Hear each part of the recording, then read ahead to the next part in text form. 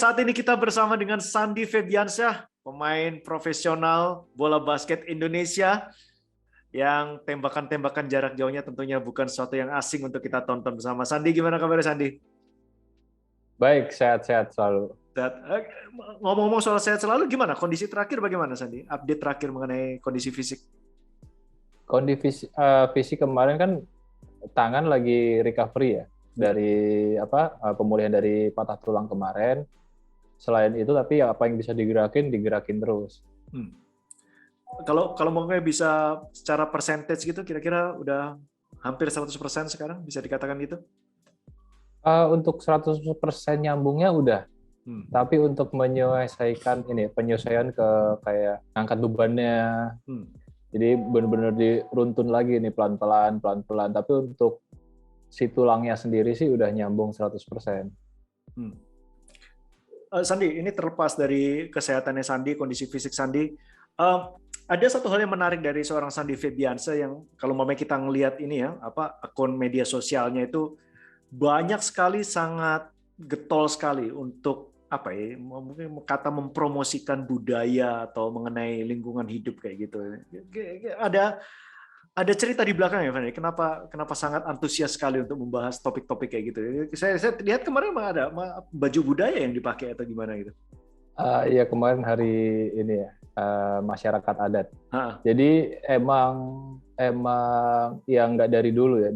Emang aku kan kebetulan istri juga terjun di dunia yang ini ya, penuh dengan budaya segala macam. Dari situ aku emang ngikutin belajar, terus banyak baca buku juga segala macam, ikut kelas-kelas di luar basket ya tentang budaya segala macam untuk cari tahu, karena kan selama ini ya kayak aku baru sadar gitu ya, dari SMA pun aku itu berada di lingkungan yang nggak cuman lingkup kecil gitu ya. Lingkupnya tuh dari yang aku tahu di sekolah SMA aku dulu itu hampir dari ujung Indonesia Timur sama Barat itu ada semua di situ.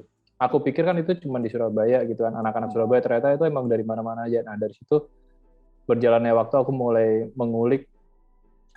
Awalnya sih lebih ke sejarah ya, mengulik ke sejarah, terus apa sih tentang adat dan budaya ini, ternyata emang nggak bisa cukup dibaca gitu aja, dan memang di situ ada muncul ketertarikan. Apalagi aku yang seperti bilang aku lahir di Pontianak gitu kan.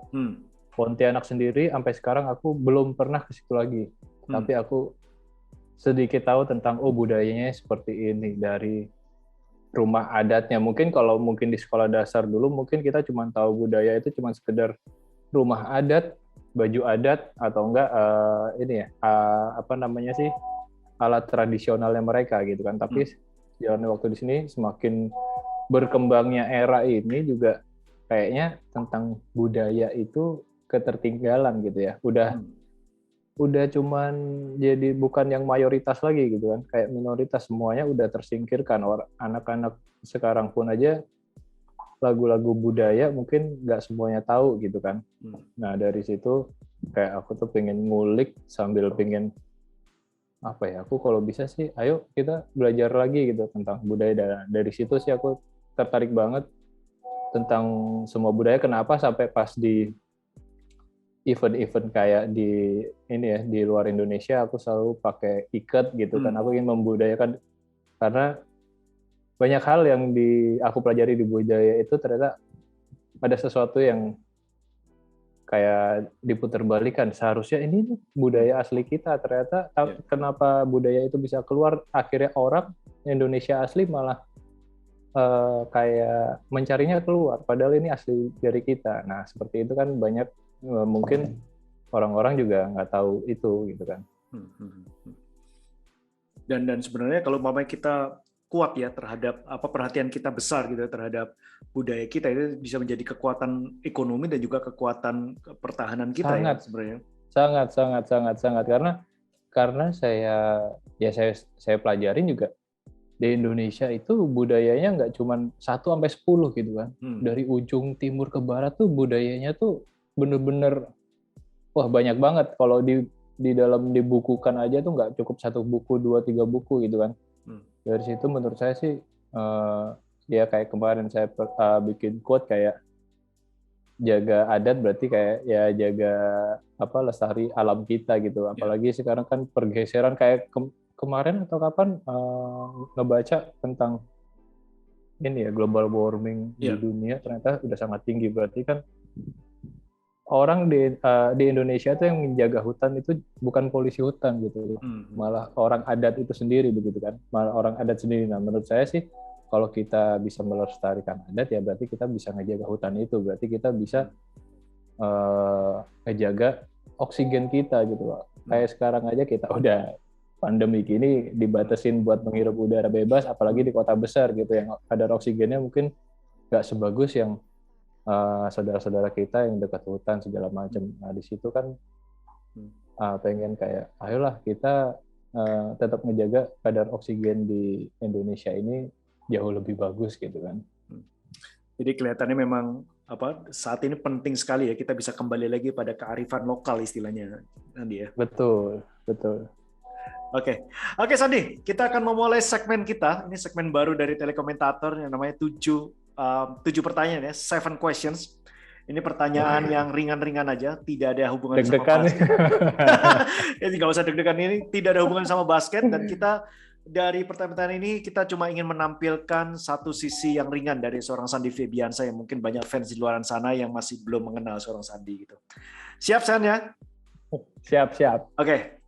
Nih pertanyaan pertama nih, ini tertarik tadi Sandi tadi udah ngomong kan tertarik untuk baca-baca buku-buku, terutama buku-buku mengenai budaya dan lain-lain. Nah pertanyaan pertama ini, buku terakhir apa yang Sandi baca?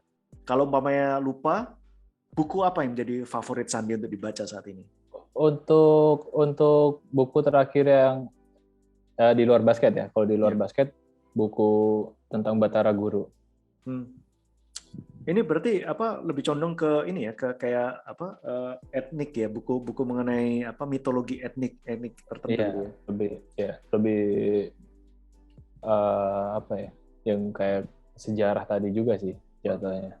Ini bagian-bagian dari Mahabharata atau kayak gitu, atau Batara Guru? Kalau kita nyebutnya Batara Guru, asumsi saya langsung ini ada hubungannya dengan kayak kisah-kisah Ramayana atau Mahabharata gitu, bukan?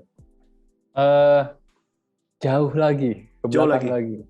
Tentang apa Batara Guru? Kalau bisa share dikit tentang apa itu Batara Guru? Saya baru baca di awal. Jadi kayak literatur di situ itu menjelaskan tentang leluhur kita. Jadi kayak leluhur kita dahulunya itu seperti apa, kembali lagi sampai mengenal apa sih. Jadi banyak di situ keterbukaan kayak apa sih Batara Guru ini, terus kayak bahasa ilmiahnya tuh kayak kita tuh kan banyak yang kayak apa sih yang pencerah kita tuh hidup di sini tuh seperti apa, sejarahnya seperti apa. Nah Batara Guru itu sendiri kan artinya juga sang pencerah gitu ya. Jadi saya juga baru ini baca mengenal kayak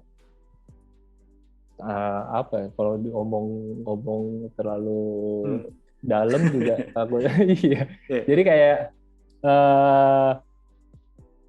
ini lebih mengenal lagi kayak bukan ini tidak ada harus dipisahkan antara tentang jembatan. Kalau orang kan ngebaca ada yang ngebandingin ini kalau di Indonesia kan selalu di satu-satuin dengan agama gitu. Kita harus menyisihkan itu dulu.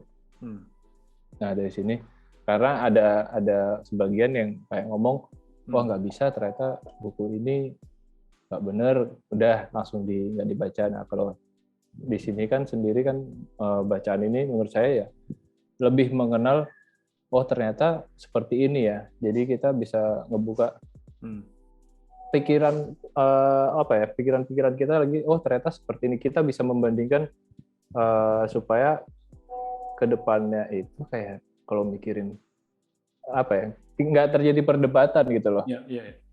Mungkin lebih buku ini lebih menekankan faktor filosofis ya. Ini seperti kayak buku filosofi gitu, membuka cara berpikir kita untuk melihat satu masalah begitu Sandi.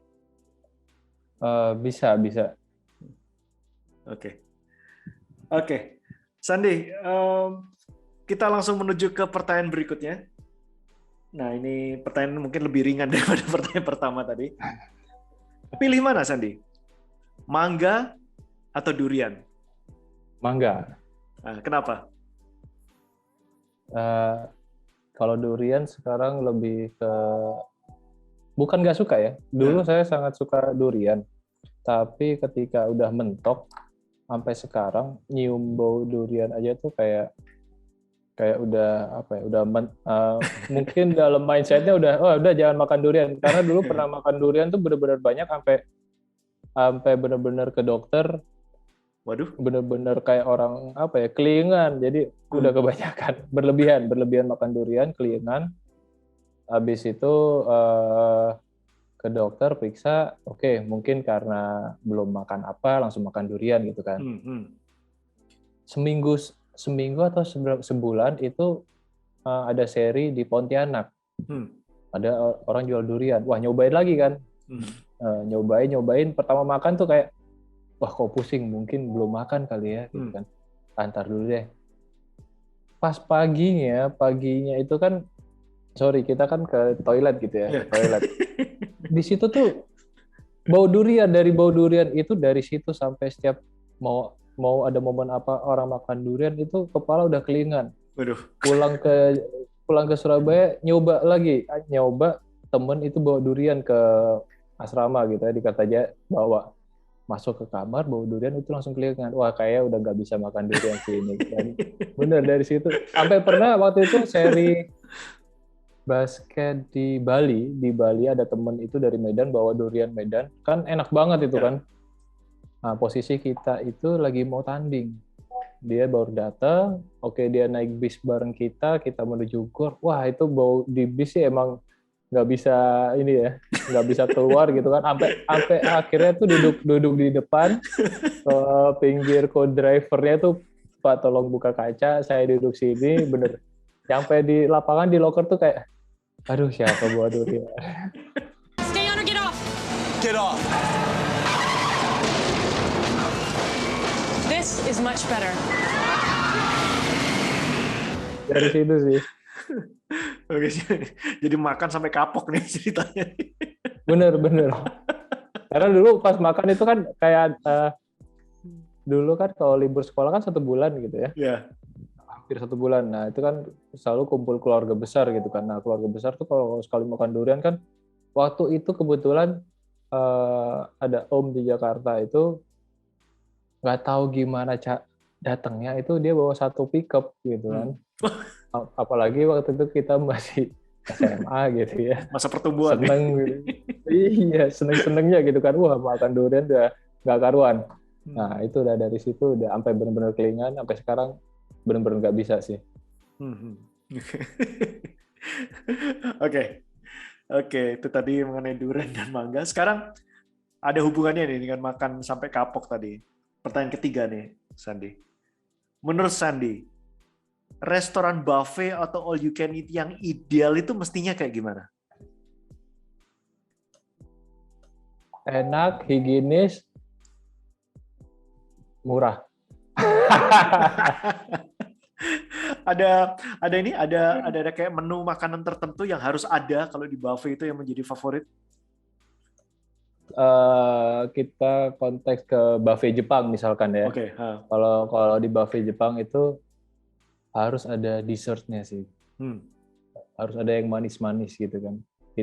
Soalnya kalau saya sendiri ya, kalau makan apapun di buffet dari yang belum ada, kayak misalkan sekarang ada gyukaku, kintan, banyak, dan dulu kan cuman kayak ada hana masara. Nah di situ tuh yang terpenting tuh, setelah kita makan daging, gimana caranya kita tetap bisa load makanan lagi itu, dirangsang lagi nih, pakai ice cream, pakai apa. Nah, yang penting tuh dari situ tuh, dari manis-manis hilang, rasa asin atau rasa pedas hilang, kena manis-manis lagi bentar, makan lagi dagingnya gitu.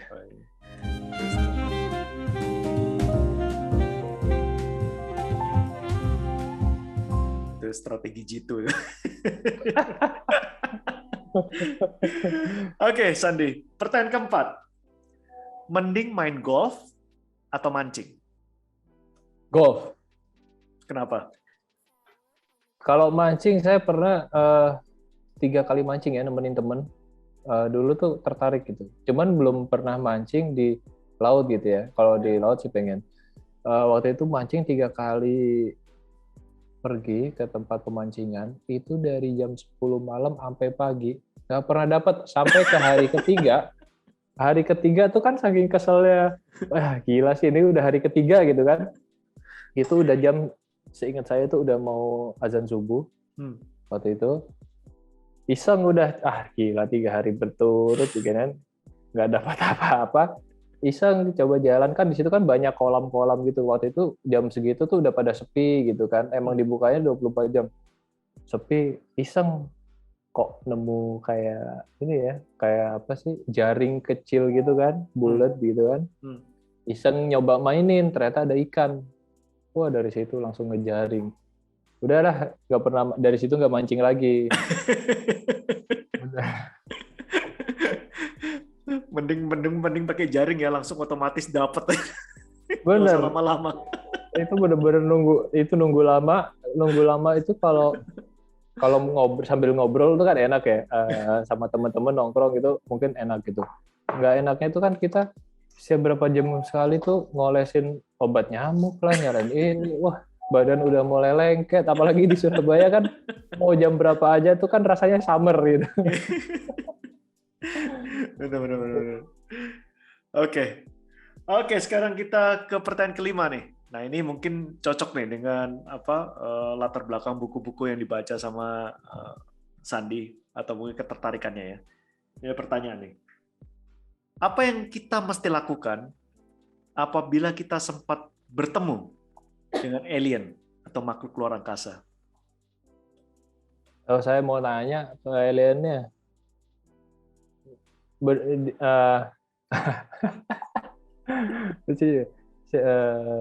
apa ya? Kalau saya mau ketemu alien sih saya mau nanya, lu kesini tuh, ini kan banyak konspirasi, gak tau lah segala macamnya gitu ya. Alien. Kalau saya kan lebih bukan nggak percaya gitu ya. Kalau ketemu alien paling mau tanya, lu dulu datang ke bumi itu ngapain terus ninggalin gitu kan? Yang katanya kan ada yang ini perjanjian dengan alien segala macam. Nah kalau saya sih pengen tanyanya ya, kalau lu dulu datang ke bumi, lu ngelihat orang-orang di bumi yang dulu sama sekarang itu gimana? Karena saya tahu manusia-manusia dulu itu lebih superior dari sekarang gitu ya. Kita tahu dari kayak relief segala macamnya itu kan, relief di batu aja dipahat gitu ya, dipahat itu ada kayak gambar-gambar balon udara atau segala macam, maksudnya itu udah ada teknologi gitu ya. Extraterrestrial intervention in the construction and placement of these incredible structures. Nah, palingnya saya pengen tanya sih, apa sih bedanya manusia sekarang sama manusia yang dulu? Oke.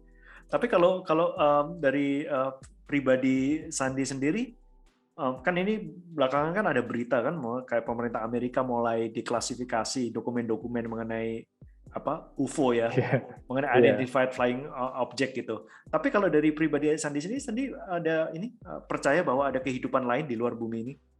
Kalau kehidupan di luar bumi sih saya percaya aja. Karena ya apa ya nyebutnya ya, apa sih namanya, kita kan hidup nggak sendirian sih. Ya. Saya percaya itu. Ya, alam semesta luas juga ya Sandi. Luas banget, dan bahkan ada kayak ya saya baru ikut seminar bahwa ternyata matahari ya juga nggak cuman satu. Matahari tuh cuman matahari yang di kita tuh kecil segini gitu ya, sekecil, masih banyak yang lebih besar. Tata surya itu kan gede banget. Oke, nah ini balik lagi, pertanyaan nomor 6 lebih ringan, balik ke ringan lagi. Ini balik ke zaman kita kecil lagi, atau mungkin cita-cita waktu kita kecil lagi. Seandainya Sandi dulu bisa memilih karir ya, ingin jadi pilot pesawat tempur atau komandan kapal perang? Pilot pesawat tempur tetap. Kenapa? Kalau kita komandan kan lebih mengatur strategi ya, kayak pelatih gitu ya. Cuman kalau kita pilot pesawat tempur kan kita eksekutornya, jadi kita yang ngendaliin pesawatnya, kayak kita di dalam kokpitnya gitu kan, kayak kita itu ada loyalty sama pesawatnya, kayak gue mengendalikan pesawat ini untuk misalkan kita pergi perang ya, gue yang bakal mencet roketnya, strategi sama komandan gitu. Kalau apa ya, feel-nya mungkin pasti beda. Karena saya dari kecil juga suka ngayal, orangnya suka ngayal. Saya suka ngayal sampai sekarang pun kadang kan kalau mau tidur tuh masih ngayal-ngayal tentang apa ya, sesuatu di kokpit pesawat segala macam. Nah, pesawat tempur menurut saya sih kayak ada hubungan antara pilot dan pesawatnya itu yang nggak bisa dirasain sama komandannya mungkin ya. Oke, Sandi, dan kita sekarang ke pertanyaan nomor 7, pertanyaan terakhir di segmen ini. Oke. Apa 3 kata yang paling penting untuk bisa menggambarkan seorang Sandy Febiansyah? 3 kata? Ya, 3 kata. 3 kata untuk menggambarkan seorang Sandy Febiansyah. Kata yang terakhir pasti loyalty. Kalau kata yang kedua ini apa ya? Saya ngeliat saya sendiri tuh kayak banyak apa ya? 3 kata.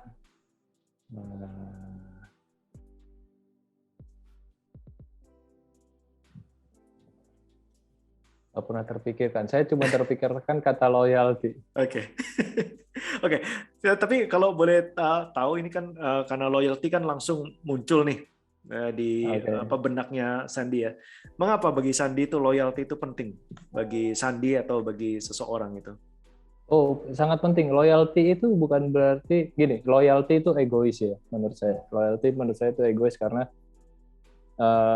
gini, mindset seseorang itu harus dirubah tentang loyalty yang menurut opini saya. Orang biasanya mikir tentang loyalty, gue harus dapat timbal balik gitu kan. Yeah. Nggak, loyalty itu berawal dari diri kita sendiri. Kayak misalkan saya terjun di basket gitu ya. Saya harus loyalty sama basket ini gitu. Saya harus loyalty-nya gimana? Saya harus loyalty sama diri sendiri. Awalnya itu dari diri sendiri. Kalau kita loyal sama diri kita sendiri, kita bisa loyal ke hal yang lain gitu kan. Contohnya seperti mungkin kalau saya disuruh untuk lari 100 meter misalkan, 100 meter oleh pelatih.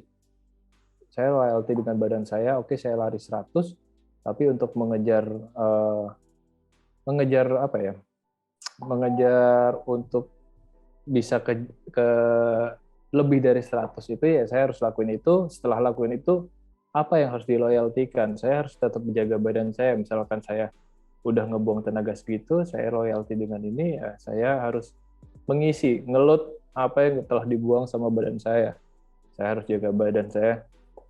Sama seperti yang kayak Snoop Dogg pernah bilang ya, dia pernah ini yang kutipannya dia yang selalu saya ingat ya, dia selalu berterima kasih sama badannya dia gitu kan.